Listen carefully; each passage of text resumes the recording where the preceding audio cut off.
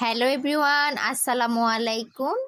সবাই কেমন আছেন? আশা করি সবাই অনেক ভালো আছেন। আজকে ছোট্ট একটি মিনি ব্লগ নিয়ে এসেছি, আশা করি আপনাদের ভালো লাগবে। আজকে দুপুরে আমি রান্না করতেছি সবজি খিচুড়ি।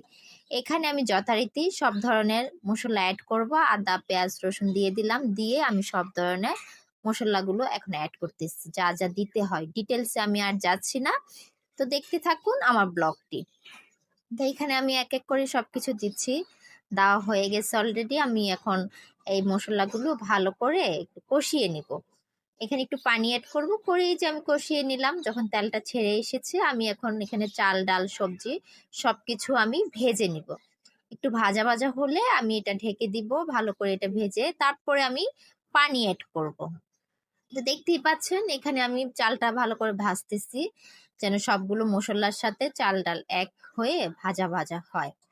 তো আমি এখানে যথারীতি সবকিছু করে নিলাম। এখন এটা আমি একটু ঢেকে দিব।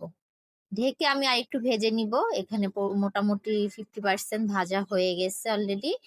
এখন আমি আস্তে আস্তে করে এখানে পানি অ্যাড করব। এই যে আরেকটু ভেজে নিচ্ছি, যেহেতু সিদ্ধ চাল তো একটু সময় নেই। আমি সিদ্ধ চাল দিয়ে আজকে সবজিটা করতেছি। এই যে আমি যথারীতি এখানে পানি দিয়ে দিলাম। এখানে পানি দেওয়ার পর আমার মনে হচ্ছে আর একটু পানি অ্যাড করতে হবে, যেহেতু এটা সিদ্ধ চাউল, একটু সময় নিবে সিদ্ধ হতে।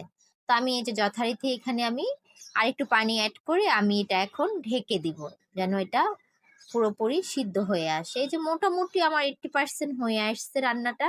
এখন আমি এখানে অ্যাড করব কাঁচামরিচ আর টমেটো। এই যে আমি দিয়ে দিলাম কাঁচামরিচ, টমেটো দিয়ে আমি আবার ঢেকে দিলাম। দিয়ে এই যে এখন ফাইনাল লুক আমার সবজি খিচুড়ি কেমন হয়েছে অবশ্যই বলবেন। লাস্টে আমি পিকচার অ্যাড করে দিব। যদি আপনাদের ভালো লেগে থাকে অবশ্যই আমার ব্লগটি শেয়ার করবেন, লাইক করবেন, কমেন্টস করবেন। তাহলে নিত্য নতুন ব্লগ নিয়ে আমি আবার আসবো। আল্লাহ হাফেজ।